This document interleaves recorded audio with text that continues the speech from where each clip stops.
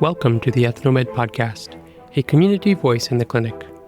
My name is Dr. Duncan Reed, a physician in the International Medicine Clinic at Harborview Medical Center and medical director of Ethnomed, a web resource for providers and patients with information for cross-cultural care.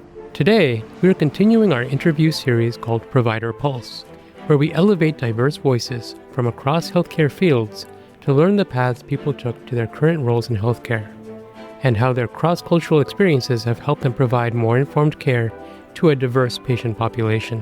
Whether you are an undergraduate student considering a career in healthcare, a practicing health professional, or a member of the community, these conversations are for you. I came back to the U.S. in New York for college at New York University.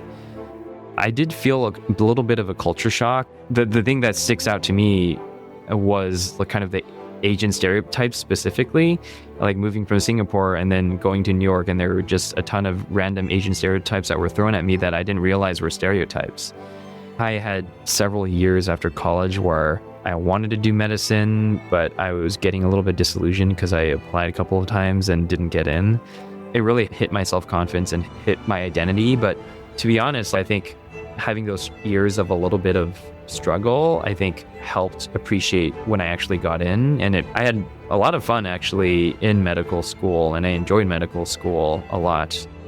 On today's episode, we speak with Dr. Edwin Wang, an internal medicine resident completing his training at the University of Washington in Seattle, as he prepares to begin a gastroenterology fellowship at Cook County Health in Chicago. Dr. Wang reflects on his journey as an Asian American who spent formative years of his childhood in Singapore and completed his undergraduate studies in the United States. He offers candid insights into overcoming repeated rejections during the medical school application process, navigating the unique challenges of residency training, and how his international background has shaped his interest in cross-cultural medicine. My name is Edwin. So I was originally from California. I spent up until 6th grade there and moved to Singapore. My dad found a job in Singapore. So I visited a ton of places in Southeast Asia. My formative years actually was probably in East Asia or Southeast Asia. I came back to the US in New York for college at New York University. Kind of had several years after college where I wanted to do medicine, but I was getting a little bit disillusioned because I applied a couple of times and didn't get in. But eventually got in and went to Tufts in Boston for medical school. And then now I'm here and finishing up an internal medicine residency at UW.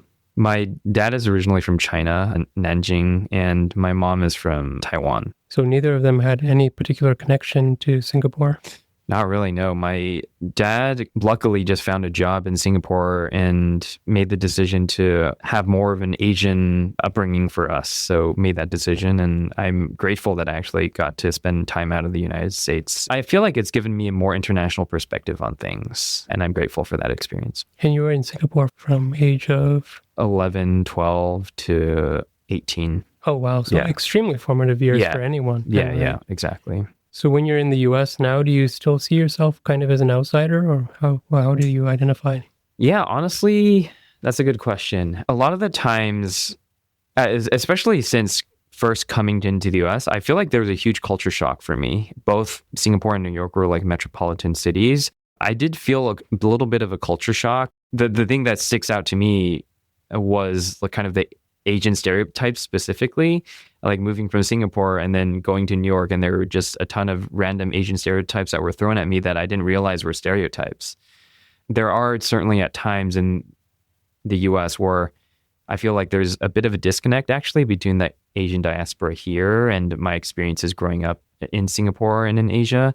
And also when I go back to Asia and Singapore, I mean, I'm certainly not a native there, so they kind of view people differently there as well. So sometimes I do feel like I'm caught in between two worlds. So even when you were in Singapore, people could tell that you weren't from there. Yeah, I think the first time when I was talking to somebody, they were like, wow, you have such an interesting accent. Where do you come from? I'm like, I never really thought of myself as having an accent, but yeah, like the normal dialect Singlish is more commonly spoken as opposed to Americanized English. So yeah, they can definitely tell that I'm not a native Singaporean. So do you identify now with this kind of Asian American diaspora? Definitely more now as I spend more time here and I've gotten to know people here a little bit more. I do feel like because I have roots both in the United States and in Singapore and East Asia, I feel like I'm a little bit less tied to the United States. But I certainly now identify more with the community here. Yeah. And what did you study at NYU?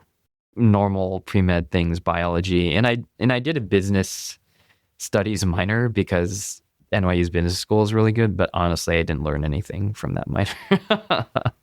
So you were already thinking medicine from 18. Yeah. You had it in your mind. Yeah. And then you met some frustration applying and then eventually got in. Do you mind just telling me a little bit about that frustration? How did that shape how you look at medicine now? All this journey started really when I was little. My grandfather was a cardiothoracic surgeon back in China. Not that I wanted to do cardiothoracic surgery, but I think his enthusiasm and passion for medicine really rubbed off on me. So that was always on the back of my mind. But hitting college, I think there was kind of that culture shock a little bit and getting more used to having to live in the United States, especially so far apart from family, that I think it affected me a little bit in how I studied and just thrived in college. So medical school is competitive. So it kind of affected my ability to apply the first couple of years. So my gap years were spent improving my application. Speaking from that frustration part of it, from a young age, I've always thought, okay, this is kind of something that I want to do. And repeatedly hitting a wall and not getting in, that kind of affected obviously my own self-confidence and my own identity, because I thought, this is something that I wanted to do. It wasn't like my parents' influence, but something that I wanted to do for myself. So the first few years, it was kind of frustrating and it really hit my self-confidence and hit my identity. But to be honest, I think having those years of a little bit of struggle, I think helped appreciate when I actually got in. And I had a lot of fun actually in medical school, and I enjoyed medical school a lot. I think the studying part and being involved in patient care, I really enjoyed that a lot. Thank you for sharing that, because I know so many pre-meds that I'm talking to are in a similar position to you, and I think to all of us, in that a lot of their identity is even based around applying to medicine and then hitting these struggles and then trying to figure out what's realistic. The reason why I went into internal medicine in the first place was I enjoyed thinking about patients. I enjoyed just learning about all the organ systems. And also in the beginning, I was a little bit undifferentiated and wanted to put off deciding on a career path later on. So internal medicine seemed like a good fit. And of course, I was ecstatic to get into University of Washington, a residency program. It's has great opportunities and has a lot of focus on general medicine. So I was really grateful that I matched into residency.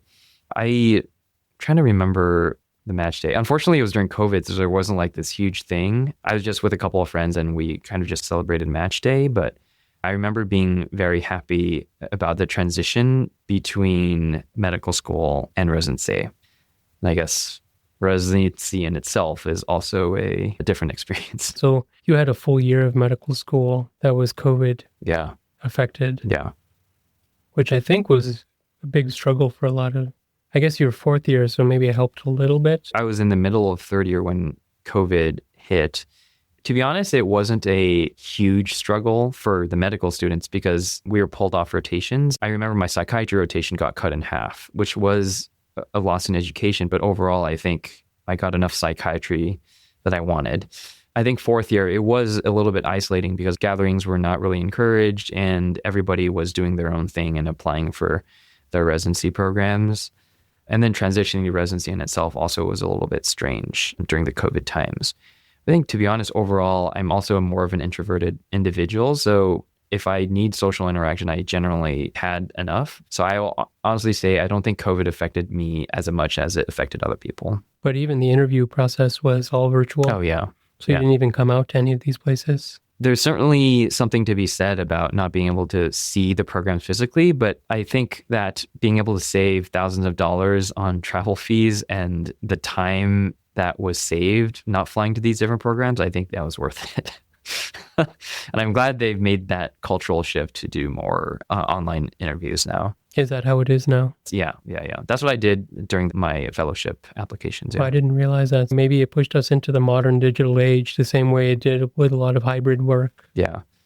Just don't think it's feasible to have medical students have to take out more loans to afford plane tickets when residency programs don't have the budget to actually subsidize people to go out for residency interviews. And with potentially marginal benefit. Yeah, exactly. So it sounds like you got a pretty good experience. Yeah, exactly. It was fine. You could roll out of bed and only wear, this is not going in public, right? Just wear half of your formal wear. And so that's a true thing. I didn't realize that. I thought it was just an urban myth.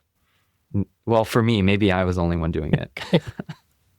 Do you mind just taking us a little bit through residency, or what your thoughts about your experience or how it affected you? Yeah, for sure. I feel like probably this is shared by a decent amount of residents, but I think the people that I have interacted with and worked with and the patients that I worked with this has been an amazing experience. A lot of the attendings here at the UW internal medicine program, they love teaching and they're nice and they're not very hierarchical. It's always been somewhat of a two-way dialogue. The co-residents that I've worked with have largely been supportive and they're always willing to help out and they do their work. I will say, I think overall system of residency and the overall medical system has room for improvement. Speaking specifically about the residency system in general, I feel like as a resident, you don't have a lot of voice in systemic changes, whether it's pay or hours worked, or just in general, the struggles that we face as residents aren't shared by a lot of hospital staff. So a lot of what we need or what we say, this is what I feel, it is not really heard.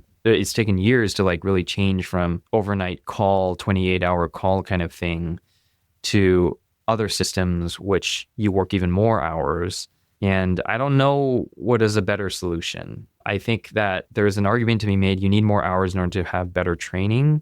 But I don't know if pushing people to the point of exhaustion necessarily improves outcomes or improves retention of topics. I think overall, just like the medical system, particularly internal medicine, where we encounter a lot of medical issues, which we stabilize on the inpatient setting and discharge them, or just try to stabilize the outpatient setting and try to maintain a relatively healthy existence, is just tempered by a ton of social issues, especially in Seattle and the drug epidemic and in general, just poverty and other socioeconomic and language and cultural barriers that affect health in so many ways. I just feel a lot of the time powerless and frustrated that we can't do anything about them and they're just causing our patients more harm. I think there are things that I felt powerless about and felt like I couldn't do much about in residency, but it's not necessarily due to the people that I've worked with. So what I hear you saying is that the sense of powerlessness actually existed on two fronts. The one is just this sheer exhaustion that you feel in a system that is slow to react to the suffering of residents. And then the other is this powerlessness with regards to the patients, where you're confronting social issues on top of a fairly rigid medical system that doesn't necessarily meet people halfway. Yeah, exactly. Yeah. Can you just talk more about the challenges of the first part of the exhaustion and how that experience affected you in residency? For sure. In general, I consider myself a person that goes with the flow and whatever happens just happens and I deal with it. But I think there's certain biological, physiological needs that are sometimes not met in residency, mainly the expectation in certain rotations to function normally over the period of 28 to 30 hours and not giving adequate time off and the expectation that you should remain positive and have normal mental health through all of this. I'm grateful in that I don't have other social stressors in my life that significantly affected me during residency, but I certainly know there are co-residents that through this exhausting time period, they have other social stressors, whether it's family members being sick, they're starting their own family, or they're just having a tough time in other ways. The amount of hours that we work and how we work them is not beneficial for our health in general. And I realize this more because I used to be a person that exercised regularly and took care of my health. But slowly throughout residency, I just stopped caring more and more just because I fell into the habit of just working and coming home and sleeping or doing other things. What was the toughest thing? Is it just the hours or is it something beyond that? Partly it is the hours, but the other part is also sometimes the last few hours, you just have a hard time. You're given a hard time, especially like overnight admits, and they're criticizing your decisions or pimping you on specific things that you just can't think of at the moment. It just feels bad in the moment. I think all the hours worked also just affects your other relationships and affects your own health in many ways. And it's funny because we always counsel patients on how, oh yeah, get adequate sleep, get adequate water, get adequate healthy food. And sometimes we're not even following any of those. I don't think you necessarily need to be exhausted or dehydrated in order to be a good doctor.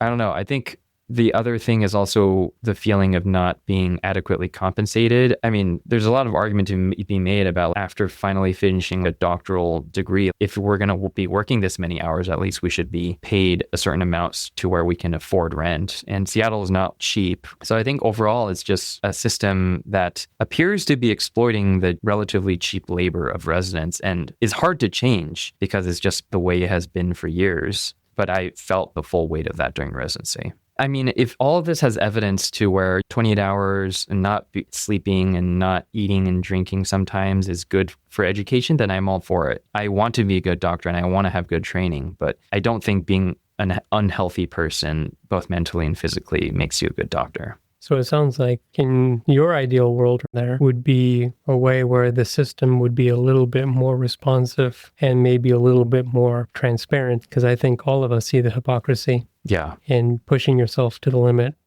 Yeah, I understand that it's a very difficult system to change because residency and the hours worked by residents have been around for decades. It just seems like earlier you were saying like a way of hazing people just starting residency. And I don't think it's necessary to create good physicians. You can focus on education in a shorter amount of time and potentially there would be higher retention. You don't necessarily just have to do a bunch of work that doesn't necessarily reflect the job that you want to do in the future. For example, a lot of primary care residents, they do a ton of inpatient stuff that they may not be doing in the future. And people who want to be hospitalists, they're not working how hospitalists would work at different hospitals. It's interesting how we still have this system while the actual job as a physician has evolved so much from the academic residency environment. And part of that might just be due to institutional inertia. But then you're pointing out something else is that there's probably undergirding financial incentives for the system to be the way that it is. Yeah, for sure. Probably not just residency, but at every stage of the medical system. Yeah. Thanks for sharing that. I think if anyone of us is being honest about it, I think everything that you said is quite accurate. When we talk to older generations, they're like, well, when we did call, it was 72 hours straight in the era of House of God and those things. Yeah. They would share that they fell asleep talking to patients. And so we've gotten a little bit better than that. It certainly has gotten better in terms of hours. I just find it somewhat hypocritical sometimes when GME offers a lot of mental health resources when the issue is not the fact that we don't have therapy or somebody to talk to. It's the fact that we're tired and we want more time off. Like that is the way to fix things. Not that mindfulness and other things don't help, but you want to fix it from a multi-pronged approach. And just doing meditation or yoga or talking to somebody who doesn't really know your experiences, that's not going to help things if you're just exhausted all the time. Or you're strapped for money because you have a family that you have to feed on a resident salary.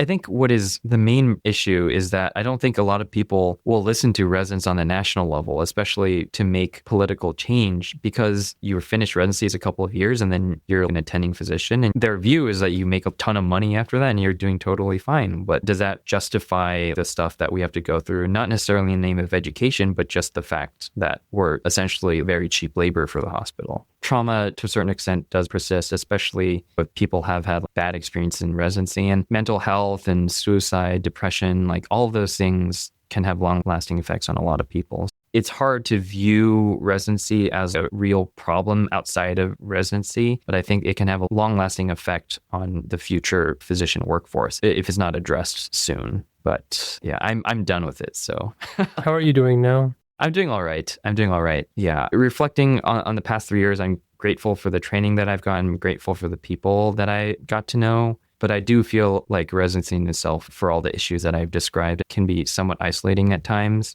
But overall, I feel okay. I'm going on to the next stage in my journey. I'm going to GI fellowship over at Cook County, which is a similar experience I've heard to Harborview. So I'm excited to go on to the next step of my training, but also a similar trepidation to how I feel about residency here. It'll be another stage of training, so we'll see how that goes. And you're going into GI? Correct. Yeah. Gastroenterology. Yes. At a similar institution to Harborview? Yeah. So a county hospital. And it's similar, like they see the uninsured, like refugees, a ton of trauma, I heard. We'll see when we get there. But it sounded like that diversity of patients is something that resonated with you in your training. For sure. I think the diversity of patients is something that I foresee myself wanting to work with in the future. Partly why I wanted to work at the international clinic for my continuity clinic, because myself living in different parts of the world, I liked learning about other people's cultures. And I personally understand the difficulties of having a language and cultural barrier when you're seeing a doctor. My own parents specifically, I think even just having an accent and you can speak fluent English just creates the barrier, and it can be stereotyped or prejudiced against just by having an accent. So I was hoping as a physician in the future to bridge that gap. I loved being part of the international clinic. I think everybody here has been supportive, super nice. I felt truly supported here. Like, we'll make clinics start a little bit later so you have more time to sleep. We have great in-person interpreters and cultural mediators. The MAs and the nurses are all great and super helpful. And of course, the attendings are super helpful too. My experience here has been super supportive. I learned a lot and I was super grateful to be here. Are there any particular challenges that you recall from working in the International Medicine Clinic? Not necessarily a challenge, but I think an idiosyncrasy of people not wanting to follow any of the recommendations that I make, but still always on time and always glad to talk to me. But some never listen to what I say, like, do you want to start this medication? No, it'll take half an hour to convince them to do it and then say they will and they don't. Or I think you should get a screening colonoscopy. No, I don't want to do that. I don't want to talk about that. But they'll always come in and just hang out and talk to you. So it's just a really interesting patient population. A lot of the times they're just trying their best and alluding to a little bit of the social issues that can affect our patients at Harborview. You would ideally want to start them on certain therapies, but either their insurance doesn't allow them or their ability to control their chronic illnesses is not possible because they have to do a lot of other things. So it's a little bit frustrating, but I think working within this specific environment, I think you can do a lot of good when you do make these changes. Yeah, I guess they just like this clinic. Maybe it says something for me, but I think it also says something for the clinic that people come back here and still want to be taken care of by everybody here. Yeah, I agree. All for patient-centered care, but I really wish some of my patients would agree with me.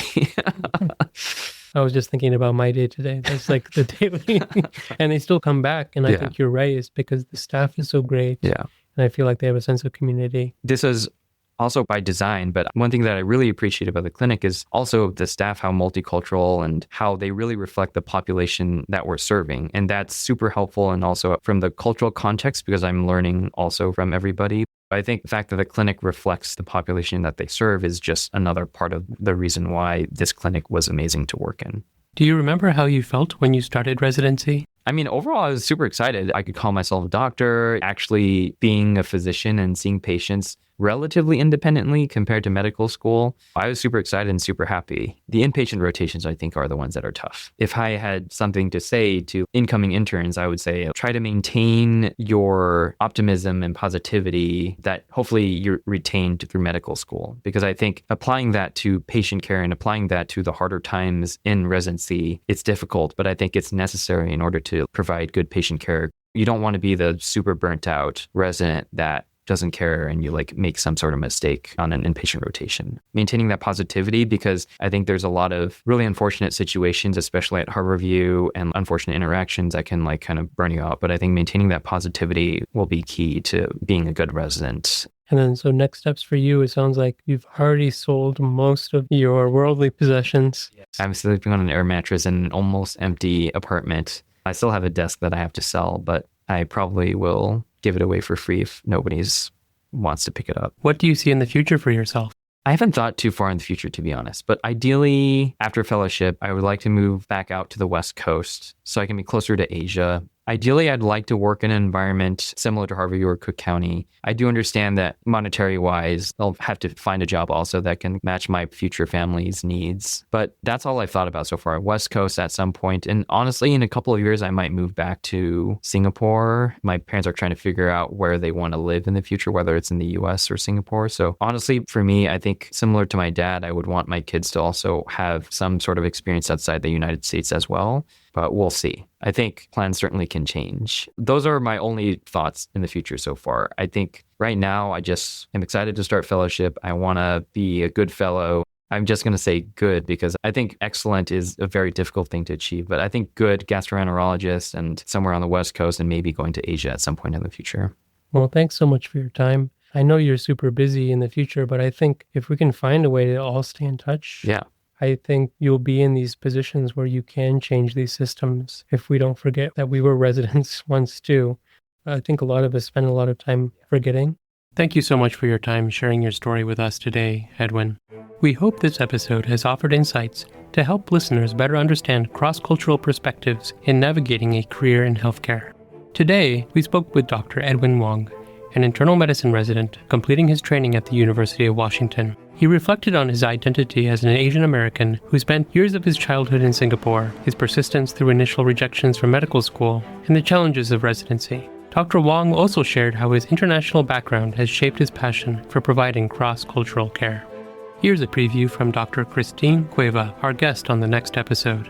I went to UC Berkeley with the intention of being a pre-med major and totally hated my first day of school there because everybody was just extremely competitive, really looking out for their own. And I did not enjoy that environment. And I thought if that is who I was going to be working with in the future or doing classes with in the future, I did not want to do that. I don't think it's time wasted to try different things. And whether that is getting the hands-on experience, like working in a clinic or working in something entirely different, like a different industry, I think that would be helpful and informative for people to know, yes, I do want to do medicine, or no, I could still achieve my own goals or priorities in a different way. Thank you for listening.